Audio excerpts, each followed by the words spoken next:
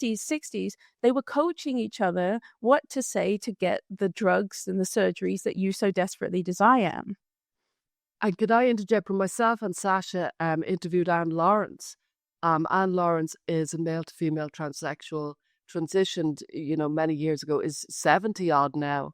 And he said something along the lines of, I don't know, in the 70s and 80s, there was all sorts of networks. You went into the city, you went to the kind of edgy places, very much the gay lesbian places, and there was networks, and you did exchange information. There was all sorts of information, zines, magazines and stuff like that. They were sharing information really from way back, like in the 1930s, 1940s. They were sharing edgy, subversive information on all sorts of things, and one of them was trans. Yeah, that's precisely it. So the researchers figured that out pretty quickly, just like therapists today will say. It's like these kids are reading from a script. They all say the same thing. They're coaching each other on Reddit.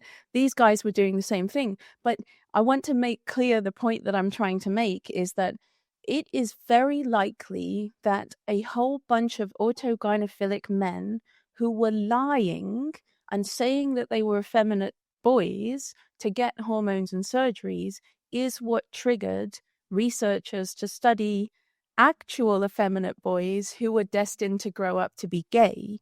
And that is the origin of the transgender child. That when they pathologized effeminate boys looking for transsexual children, that's the origin of the transgender child. But the other dark element, okay, go. Could I interject one? You might be about to say it, but I think it's important to note. In the 1980s, Dutch clinicians noticed that an awful lot of trans people weren't having satisfying lives. And their crazy kind of upshot of this was maybe these men need to be, because it was mostly men at the time, maybe these men need to transition earlier because they would pass if they didn't go into puberty. And so their concept moved on into the 90s and noughties of we need to catch them before puberty. Hence, again, another kind of block towards the transgender child.